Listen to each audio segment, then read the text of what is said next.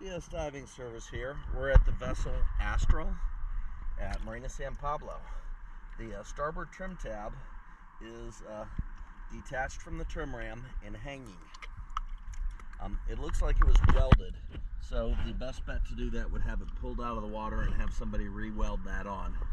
Theoretically, we could probably come in and drill through the tab itself and then put a nut on to hold it in place. However, I don't know how long that will last if we do that, and that would be a temporary fix with no warranty. It would last for a while, but I don't think it would be as good as having it welded. So let's take a look. Visibility is very bad, but let's see what we could see.